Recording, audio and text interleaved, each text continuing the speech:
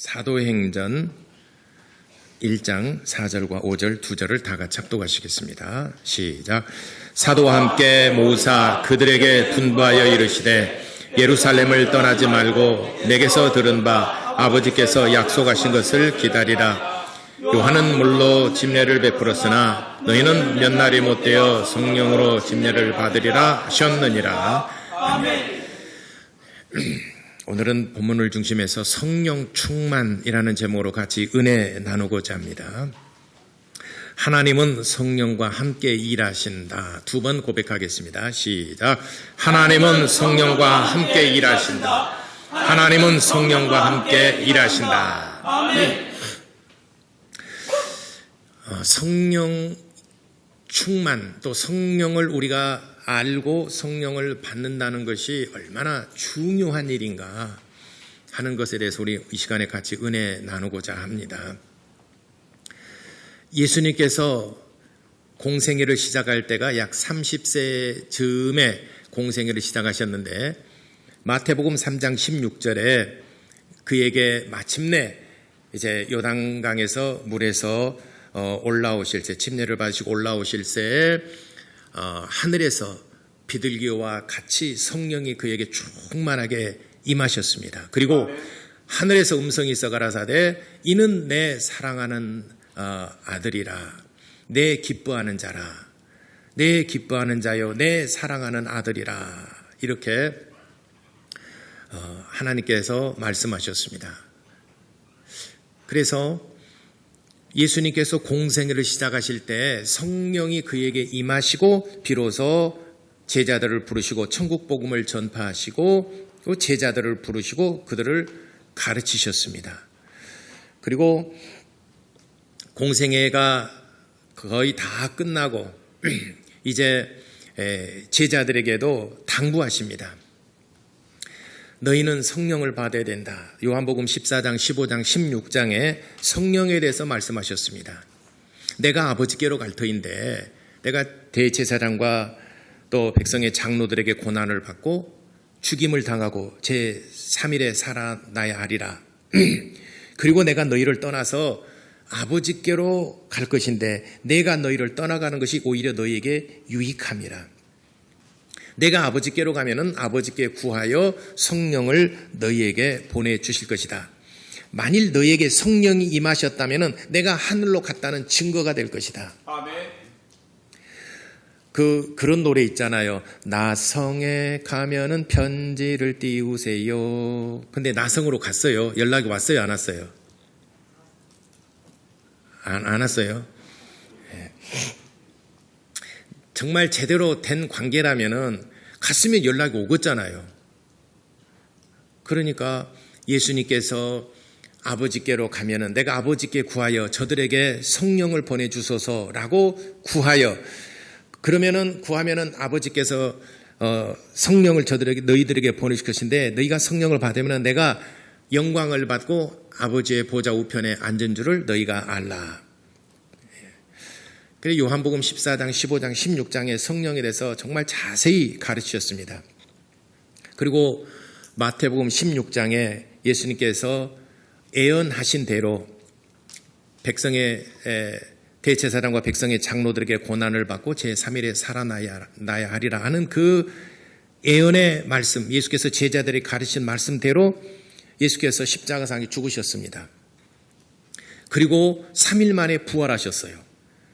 부활하신 주님께서 여러 번 제자들에게 나타나시고 예수님께서 제자들에게 말씀을 가르치셨습니다. 그리고 이제 승천하시기 바로 전에 이제는 40일 동안 친히 부활하심을 나타내 보이시고 하늘나라에 이제 정말 영광을 받으시기 전에 마지막으로 제자들에게 당부하신 말씀이 오늘 본문의 말씀이에요. 내가 저번에 그 전에 요한복음 14, 15, 16장에 가르쳤던 것처럼 너희는 예루살렘을 떠나지 말고 그때 내게 들은 그 말씀을 기억하여 너희가 성령이 임하기까지 예루살렘을 떠나지 말고 기도하라. 그러면 몇 날이 못되어 너희가 성령으로 침례를 받으리라. 그래서 예수님의 제자들은 예루살렘 마가의 다락방에서 모여서 기도하고 예수께서는 승천하셨습니다. 보좌 우편에 앉으셨습니다. 그리고 예수님의 제자들이 간절히 기도했습니다. 그랬더니 마침내 사도행전 2장 1절부터 4절까지 마침내 성령이 그들에게 충만하게 임하셨습니다. 그래서 불의 혀 같은 것이 각 사람 위에 임하여 있더니 아마 딱 요 정도였을 것 같아요. 이 정도 숫자의 각 사람 위에, 우리가 기도하니까 각 사람 위에 불의 꽃같이, 불의 혀같이 각 사람 임하였더니 그들에게 다 성령이 임하시고 성령이 말하게 하심을 따라서 새 방언으로 말하기를 시작하니라. 딱 하면 이 정도 숫자 정도 아마 되지 않았을까 싶습니다. 그래서 성령이 충만해서 방언을 말하고 예수님의 제자들이 성령으로 충만함을 받았습니다. 왜 예수님께서 제자들에게 이렇게 성령이 충만함을 받고 성령을 받으라, 성령을 받으라. 예수님의 공생애를 시작하실 때도 성령을 받고 성령이 그에게 임하시고 공생애를 시작하셨는데 예수께서 제자들에게도 성령을 받고 그리고 너희가 사역을 해라. 그러기 전에, 성령 받기 전에는 예루살렘을 떠나지 말아라. 이렇게 하셨을까요? 왜 그토록 성령의 임재가 중요하고 성령을 받는 것이 왜 그렇게 중요하고 왜 그래 성령 충만한 것이 중요할까? 첫째는 가장 중요한 사건은 고린도전서 12장 3절에 주보에 기록했습니다. 제가 장절을 얘기하는 것은 온라인으로 예배 드리시는 분들을 위해서 말씀드리는 겁니다. 고린도전서 12장 3절에 성령으로 말미암지 않고는 예수님이 나의 구세주, 나의 주님, 나를 구원할 자라고 시인할 자가 없느니라 하셨습니다. 그러니까 성령의 감동을 받아야지만이 예수님이 나의 구세주, 나를 구원해 주신 분이라는 사실이 믿어진다는 것입니다. 그러니까 여러분이 지금 믿음의 상태가 각각 틀려요. 믿음의 상태가. 어떤 사람은 알기는 아는데 잘 안 믿어져요. 이런 사람들이 상당히 많습니다. 그래, 머리로는 아는데 이게 마음으로 확 좀 나도 막 충만해서 막 확 믿어지면 좋겠는데 알기는 아는데 잘 안 믿어지고, 또 때에 따라서는 교회 나오면은 내가 구원을 받은 것 같고 한 주간 동안 세상에 살면은 또 내가 구원받지 못한 것 같고 미안한 마음으로 또 교회 나와서 말씀을 듣다 보면은 내가 이렇게 살면 안 되는데 하면서 교회 나오면은 구원받은 것 같고, 그래서 양다리 걸치고 있는 사람도 있고 그래요. 반은 세상에 걸치고 있고 반은 교회에 걸치고 있고, 마침내 다행히 반을 걸치고 있는 교회 쪽에 있을 때 죽었다면 이 사람은 천국 갈 텐데 아주 재수에 온붙어가지고 여기 세상으로 치우쳐져 있는데 이때 죽었다면 이 사람은 또 구원받지 못할 것 같고, 이거 인생의 도박이 이거 너무나 이건 위험스러운 것 아니겠습니까? 또 성경에도 그렇게 기록되어 있고 목사님도 그렇게 외치고 있고 나도 그렇게 들었는데 마음에 확 와닿질 않아요. 왜 그러냐면은 여러분이 알고 있는 것하고 그래 성경에도 그렇게 기록했고 목사님도 그렇게 말씀했고 나도 그렇게 읽었고 그렇게 배웠어, 나도 성경도 배웠어, 이렇게 말하는 사람은 모두가 다 일단 밖에 있는 겁니다. 성경도 성경책에 있는 것이고 밖에 있는 거예요. 근데 밖에 있는 말씀이 내 안으로 스펀지가 물을 스며들지 확 스며들게 도와주시는 분은 성령이십니다. 그러니까 우리가 믿음을 가지려고 노력하는 것이 분명히 있어야 됩니다. 말씀도 듣고 성경도 읽고 노력함이 있어야 됩니다. 믿으려고 하는 노력함. 그래서 예수께서 이런 사람을 가르쳐 말씀하시기를 천국이 가까웠느니라 말씀하셨습니다. 근데 이제는 그러니까 내가 능동태죠. 내가 믿고 내가 믿으려고 하고 내가 뭔가 적극적인 액션을 합니다. 오늘도 예배를 나와서 말씀을 듣고 액션을 합니다. 이후에 성령이 하시는 일은 이제는 믿어지게 하는 것입니다. 내 안으로 말씀이 스며드는 거예요. 하나님의 말씀이 내 안에 그렇구나라고 딱 깨달아지는 순간이 와요. 바로 이 성령이 하시는 겁니다. 그래서 고린도전서 12장 3절에 예수를 주라 시인한다. 로마서 10장 17절에 예수를 나의 구주라 이렇게 부르는 자가 누가 그렇게 부르고 고백하겠느냐. 예수님 말씀을 듣고 믿는 자가 아니면 어찌 예수님을 나의 구주라 시인할 자가 어디 있겠느냐라고 로마서 10장 17절에 말씀하신 것처럼 성령께서 하시는 첫 번째, 우리에게 믿음을 갖도록 도와주시는 분이십니다. 믿음을 갖되 교회에 있을 때뿐만 아니라 여러분들이 예배 끝나고 월요일부터 세상에 나가서 각자 생업에서 현장에서 삶을 살더라도 끝까지 예수님이 나의 구주라는 사실이 떨어지지 않도록, 의심이 들지 않도록 성령께서 늘 감동해 주시는 일을 합니다. 그러니까 나는 알기는 아는데 잘 안 믿어져. 이 사람은 정말 천국이 가까운 사람이고 이미 준비된 영혼입니다. 예비된 영혼이에요. 이런 상태에 있으신 분들은 조금만 더 기도하시기 바랍니다. 성령의 감동하심으로 이 말씀이 믿어지게 하옵소서. 그래서 성령께서 하시는 일은 믿어지게 하시는 것입니다. 그러니까 내 노력, 내가 애쓰고 힘쓰는 거 있어야 돼요. 그리고 그 위에 하나님께서 은혜를 베푸어 성령의 감동하심으로 내게 믿음이 되어진다는 거죠.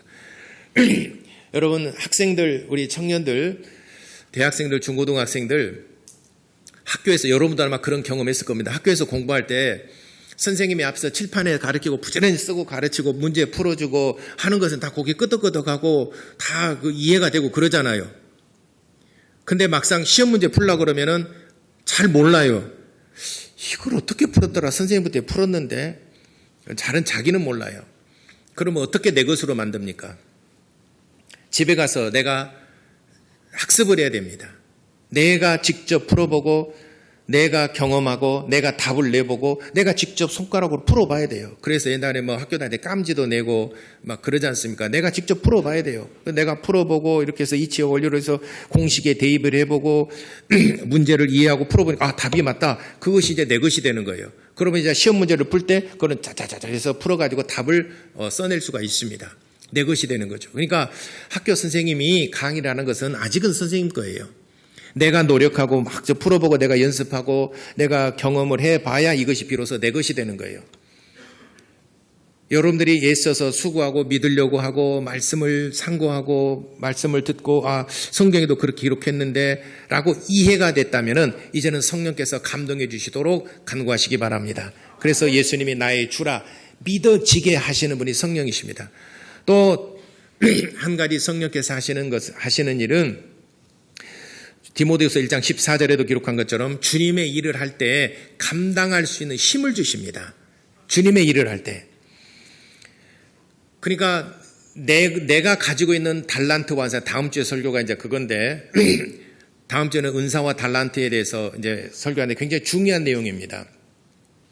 내게 달란트도 있고 내게 은사도 있어요. 이걸 가지고 내가 은사나 달란트를 가지고 주님의 일을 하려고 할 때 많이 부딪히는 부분들도 있어요.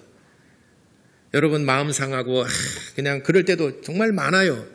나는 여러분들이 모두가 다 목사를 다 100% 좋아하기 때문에 모든 것이 다 좋아서 있다고 저는 꿈에도 그렇게 생각은 해요. 그렇지만 그런 사람은 없어요.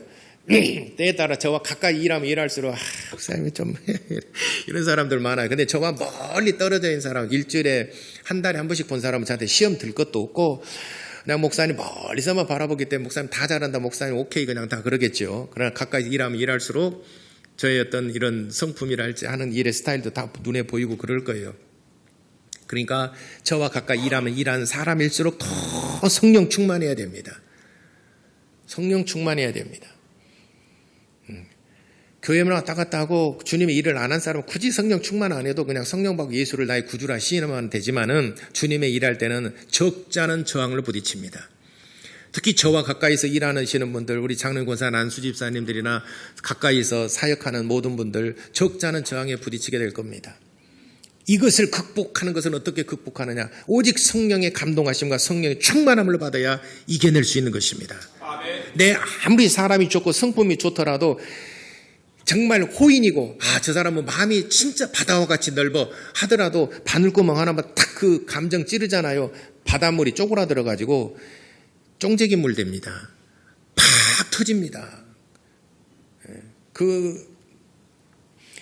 내가 성령으로 충만할 때는 다 이해가 되고 그걸 내가 극복하고 이겨내는 것이지 없는 게 아니에요.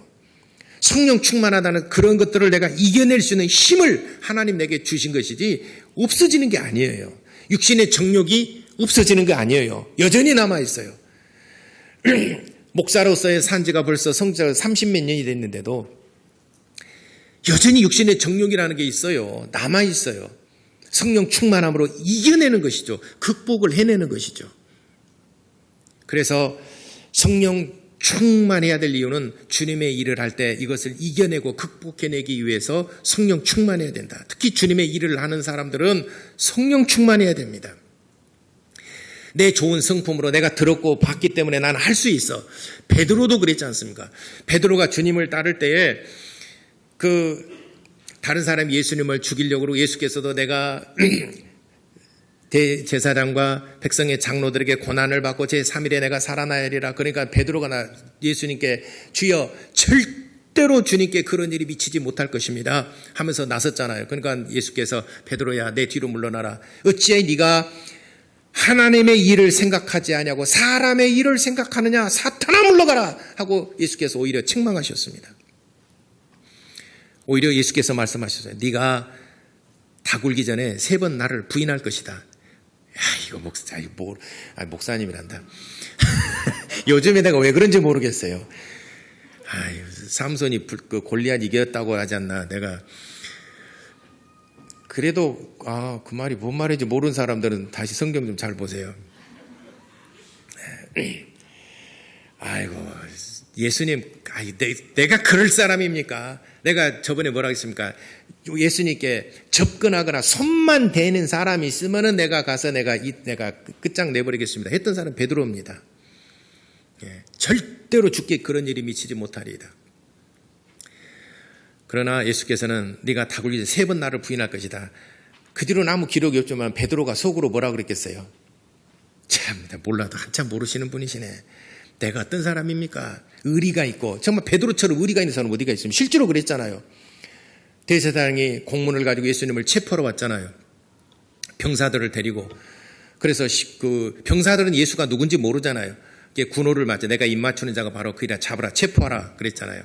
그래서 가까이 나갔습니다. 그러니까 베드로가 그 대제사장의 병사 중에 하나는 칼을 차고 있었는데 칼을 빼가지고 그 귀를 잘라버렸어요. 예수님을 체포하려고 그러니까 예수님을 잡으려고 하니까 그 칼을 빼가지고 귀를 잘라버렸어요. 그 사람 이름이 말고예요.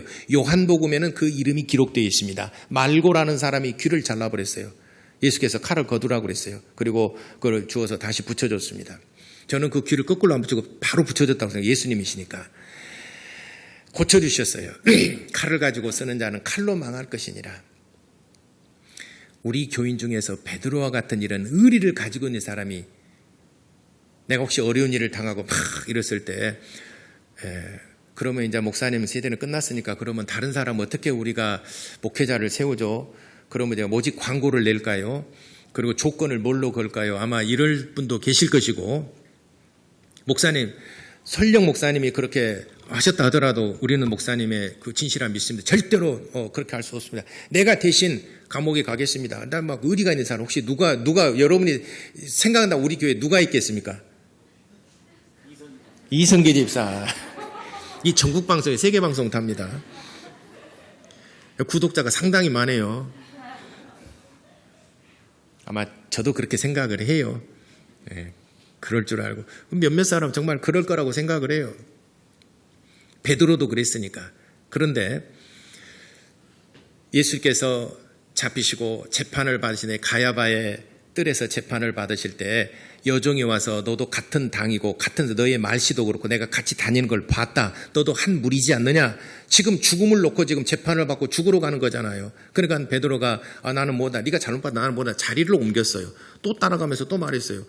너 이 말씨가 그렇고 내가 봤는데 너 같은 당이고 같이 다니는 걸 봤는데 그러니까 베드로가 예수를 저주했어요. 저는 저주를 받아 마땅할 자이고 나는 그렇지 않다라고 예수를 저주하며 부정을 했어요. 이때 새벽에 닭이 울었습니다.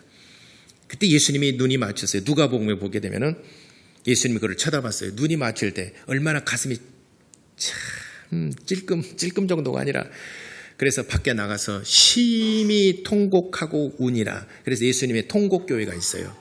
지금 예루살렘에 가보면은 베드로의 통곡교회가 있습니다. 베드로가 나가서 심히 통곡한 그 자리에다가 교회를 세웠어요. 베드로의 통곡교회.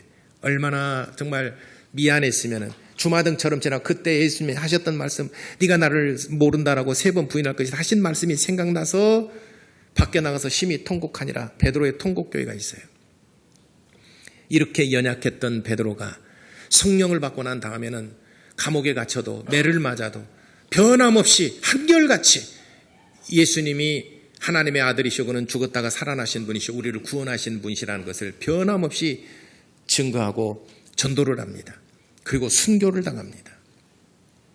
성령께서 하시는 일은 예수님을 끝까지 믿을 수 있도록 부인하지 않도록 도와주시는 분이시고 주님의 일을 할 때에 도와주시는 분, 끝까지 우리가 좋은 성품, 좋은 감정, 좋은 어떤 달란트, 좋은 은사가 있어요.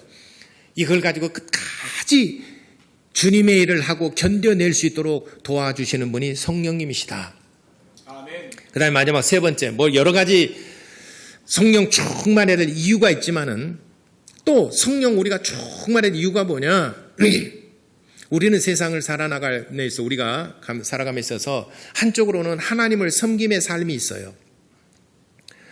또 한쪽으로는 우리가 이 세상에 살아가는 삶이라는 게 있어요. 이 세상에 살아가는 삶도 중요하고 또 하나님을 섬기는 삶도 중요합니다. 하나님을 섬기는 삶 예배도 있고 또 찬양도 있고 기도하는 것도 있고 헌금하는 것도 있고 봉사하는 것도 있고 여러 가지 것들이 또 전도하는 것도 있고 여러 가지 우리가 하나님을 섬기는 행위가 있어요. 또 한 가지 우리가 세상에 살아나가면서 학생들은 공부를 해야 되고 또 이제 자녀를 또 키워야 되고 또 직장 생활도 해야 되고 경제 활동도 해야 되고 여러 가지 일들이 있습니다. 이 2가지 일들이 믹서가 돼가지고 내가 무엇을 해야 될지 참 세상 우리 그리스도인들이 세상 살아나갈 때 이걸 헤쳐나간다는 게 쉽지 않습니다. 어려워요. 이때에 내가 무엇을 할 것인가? 내가 무엇을 해야 하나님이 정말 기뻐하시는 일일까? 가이사의 것과 하나님의 것이 확실하게 구별이 되면 좋은데 구별이 안 될 때가 있어요. 그러면은 세상으로 가버립니다. 마땅히 하나님의 일을 해야 되는데 세상으로 가버리는 경우도 허다하게 있습니다. 이것이 외길이다. 나는 이 길밖에 없어 하면은 그 길 갑니다. 어쨌든 간에 뭐 미우나 고우나 힘드나 어쩌나 외길이다면 그 길 갈 수밖에 없습니다. 그러나 길이 여러 개다면은 머리 아파요. 복잡해요. 내가 뭘 해야 될까? 공허하고 뭘 선택했어야 될까? 이게 머리가 아프고 복잡합니다. 그래서 성령께서 하시는 일은 하나님의 일과 세상의 일이 확실하게 구별되도록 도와주시는 분이십니다. 네. 그래서 내가 성령으로도 충만했다는 것은 더 명확하게 이성적으로나 감정적으로나 어떤 면에서든지 내가 하나님의 일과 내가 해야 될 일이 확실하게 구별이 되는 사람, 이 사람이 정신이 초롱초롱하고 또렷또렷하게 이것이 구별이 되는 사람, 이게 성령 충만하면 그래서 내가 해야 될 일이 무엇인가가 딱 정해진 사람, 이 사람이 성령 충만한 사람입니다. 혹자들은 성령 충만하다 그러면은 주여 해가지고 근데 나도 정신사나워요. 막 기도해서 뭔가 무아지경에 들어가서 뭔가 황홀경에 빠지는 사람, 이 사람을 성령 충만한 사람이라는데 이 사람은 정신 빠진 사람이에요. 정신없는 사람이 성령 충만하게 아니라 정신 있는 사람이 성령 충만하다는 것을 꼭 기억하시기 바랍니다. 네. 그 대중가에도 이런 거 있잖아요. 술 마시고 노래하고 춤을 춰봐도 그다음 뭐예요? 우리는 산송가만 하니까 잘 모르죠.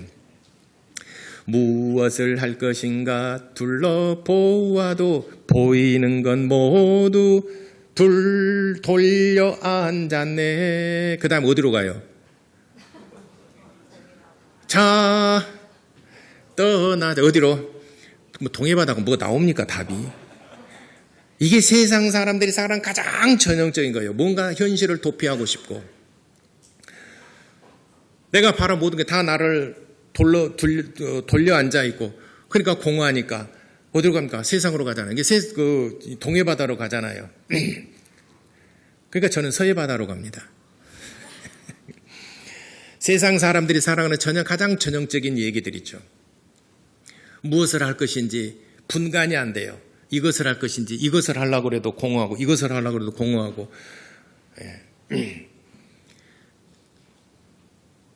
마치 세상 사람들의 어떤 그런 인식을 가지고 와서 성령 충만하다는 것이 막 기도하고 두 손 들고 기도하고 떨면서 막 기도하고 막 덜덜덜 기도하다 보니까 뭔가 무아지경에 들어가고 황홀경에 빠져서 뭔가 막 뭐 이 세상에 안에 다른 뭐 그런 환상 속에 이런 공간에 가서 뭔가를 하나님을 만나는 것 같은 이런 느낌을 갖는데, 이런 사람을 성령 충만하다 하지 않고 이 사람은 정신 빠진 사람이라고 그래요. 정신없는 사람이라고 그래요. 성령 충만하다는 것은 정신이 더 초롱초롱해진 사람, 이성적으로 더 확실하게 내가 해야 될 일이 무엇인 줄 아는 사람이에요.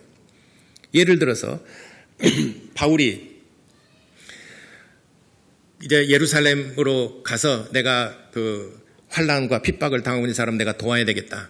그러니까 소아시아 교회에 있는 여러 성에서 거기 가게 되면 죽습니다. 얼마나 환난과 핍박이 있는지 바울 선생이 가게 되면 그는 당장 잡혀서 죽게 될 것입니다.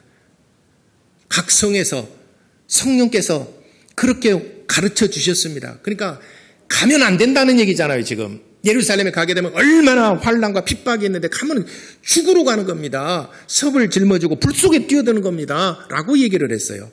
그러니까는 바울이 고백하기를, 사도행전 20장 24절에 고백하기를, 나도 안다.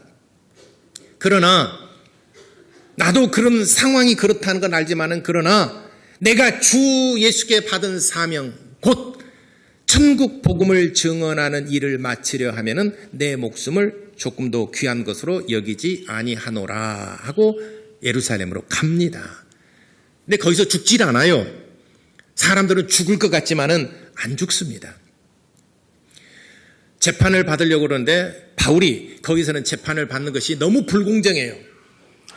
유대인들, 동족들이 너무 편파적으로 그를 죽이려고만 하지 죽여야 되겠다라고 그 재판 결과를 딱 놔두고 재판을 하니 이게 뭐 재판이 공정하겠습니까? 그러니까 바울이 말하기를, 나는 로마에 가서 나는 정식 재판을 받겠다라고 청구를 합니다. 그럼 그리 하라 라고 예루살렘으로 보내기 잠시 구금을 합니다. 감옥이긴 하지만 그건 감옥이라 말하지 아니하고 거기서 그냥 영내에서 생활하는 거죠. 왜냐하면 재판을 아직 안 받았기 때문에, 죄인이 아니기 때문에. 단지 이제 피의자죠. 그래서 재판을 이제 로마에 가서 재판을 받기 전에 대기하고 있는데, 당시에 아그리빠 베스도가 부임을 하는데 아그리빠 왕에게 인사를 갔습니다. 그래서 아그리빠 왕에게 전도를 합니다. 아그리빠 왕에게, 왕이시여, 당신도 유대인인 줄 압니다. 당신도 하나님을 믿는 자인 줄 압니다. 하면서 복음을 전합니다. 아그리빠 왕에게 전도를 합니다. 왕이여, 그래서 예수 그리스도는 하나님의 아들이시오. 그가 피 흘려 죽으신 우리의 죄를 인함입니다. 그는 3일 만에 살아나신 분이시오. 복음을 전합니다. 그럼 자기 간증도 합니다. 아그리빠 왕에게. 여러분, 높은 사람한테도 거침없이 복음을 전할 수 있는 담대함이 있습니까? 바울은 그렇게 했어요. 자기 신분이 지금 구금이 되어 있는데도 불구하고 담대히 복음을 전했어요. 그러니까 옆에 있던 베스도 총독이 바울더러 이렇게 얘기합니다. 바울아, 너의 그 많은 학문이 너를 미치게 했다. 너 미쳤구나. 이런 말이에요. 너의 많은, 나도 그런 소리 좀 듣고 싶어요. 목사님 그 많은 학문이 목사님 미치게 한 겁니다. 근데 내 미치게 그 소리를 못 듣고, 목사님 참. 근데 베스도 총독이 바울이 그렇게 감히 아그리빠 왕 앞에 담대히 복음을 전하는 걸 보고, 야, 너 미쳤다. 너의 많은 학문이 너를 미치게 만들었구나. 라고 베스도 총독이 바울을 꾸짖습니다. 그러니까 바울이 뭐라고 대답하냐? 멋진 대답을 합니다. 자, 사도행전 26장 24절을 봅시다.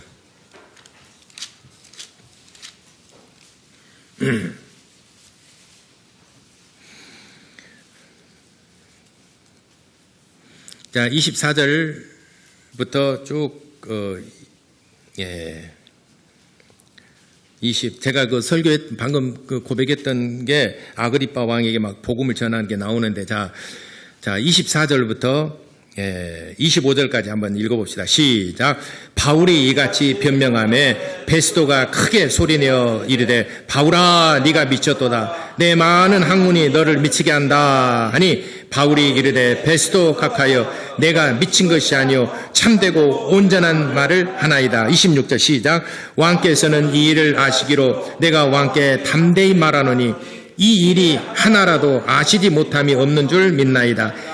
이 일은 한쪽 구석에서 행한 것이 아니니이다. 아그리빠 왕이여 선자를 믿으시니까 믿으신 줄 아나이다. 왜냐하면 유대인이니까 선자도 믿고 이 사람도 믿을 줄 아는 사람이다 이 말이죠. 이게 베스도가 너의 그 많은 학문이 너를 미치겠다. 그러니까는 내가 미친 것이 아니라 정신이 온전하여 내가 진실되고 참말을 하다. 내가 이렇게 말해서 한쪽 구석에서 내가 뭔가 뭐라 그러죠? 한쪽 구석에서 뭔가 이렇게 배워가지고 내가 그냥 이걸 써먹는 것이 아니다. 그것이 아닙니다. 바울이 이렇게 말할 수 있었던 것은 정신이 온전하고 초롱초롱하고 아주 분명하고 확실하게 말하는 겁니다. 이런 상태, 이렇게 말할 수 있는 것, 성령 충만함이라고 말하는 것입니다. 내가 할 일이 무엇인가? 세상 일과, 세상에 내가 얘기해야 됐다. 그럼 이거 하는 겁니다.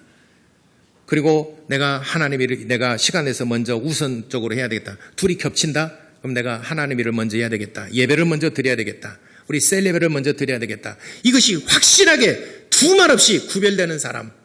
이 사람이 성령 충만한 사람입니다. 성령 충만해야 또 구별할 수 있습니다. 분간할 수 있습니다. 그러므로 성령 충만하다는 말은 정신이 막 혼미해지고 막 무아지경에 올라서면 황홀경에 빠지는 것이 아니라 오히려 이성적으로 분명하고 어려운 환난을 당할수록 더 정신이 초롱초롱하고 내가 지금 말해야 될 것, 내가 해야 될 일 무엇인가 더 분명해지고 더 확실해지는 사람. 성령 충만한 사람은 그렇게 살아갑니다. 그러나 성령 충만하지 못하면은 한쪽은 세상에 있고 한쪽은 교회에 있고 흔들립니다. 이쪽으로 가면은 오늘은 내가 구원받은 것 같고 세상에 있는 동안은 이래갖고 내가 구원받지 못하는 것 같고 왔다 갔다 하는 사람. 이제는 여러분들이 준비된 영혼이에요. 오늘 교회에 나왔다는 그래도 마음이 하나님께 있다는 것 아니겠습니까? 준비된 영혼이에요. 이런 상태에 있으신 분들은 그랬다. 성경에도 그렇게 했고 목사님도 지금 방금만 설교를 했고 나도 그렇게 믿고 싶고 내가 그랬다 하는데 그러면은 믿어지고 또 우리가 사역을 할 때 오직 정말 하나님이 주시는 능력과 또 힘입어서 하려고 그러면은 성령 충만함을 간구하시기 바랍니다. 여러분이 성령으로 충만함을 받아서 주님의 일을 하시기 바랍니다. 성령 충만하게 되면은 능히 이 모든 것들을 극복하고 모든 것들을 이겨낼 수 있어요. 우리가 세상 살아가면서 파고가 없을 수는 없잖아요. 크고 작은 어려움들 수없이 많이 다가오잖아요. 그러나 이것을 이겨내게 도와주시는 분이 바로 성령께서 하신다. 성령께서는 이런 것들 시험 들지 아니하고 성령께서는 이것 정말 이겨낼 수 있도록 도와주시고 이것이 파고가 높이면 그보다 더 높이 뛸 수 있도록 성령께서 나를 수렁에서 건져서 바위 위에 반석 위에 세워주시는 분이시다. 그러므로 여러분들이 교회 다니면서 성령 충만해야 될 이유가 바로 여기 있는 것입니다. 그렇지 않으면 파고가 적은 파고에도 쑥 빠져서 그만 실족할 수가 있습니다. 그러므로 크든 작든 이 파고를 뛰어넘고 또 뛰어넘을 수 있도록 도와주시는 분이 바로 하나님이시고 그가 버리신 성령께서 우리를 도와주신다. 그러므로 성령 충만하게 감동을 받고 하나님을 섬기는 모든 성도 여러분 되시기를 예수 이름으로 축원합니다. 기도하시겠습니다. 하나님, 내가 성령이 충만하여 하나님의 일과 세상 일이 가이사의 것과 하나님의 것이 분명하게 구별되어져서 내가 무엇을 할 것인지 목표가 분명하고 목표가 또 정해지면은 그 일을 향해서 걸어갈 수 있는 그리스도인, 성령 충만한 그리스도인이 될 수 있도록 우리 다 같이 기도하시겠습니다.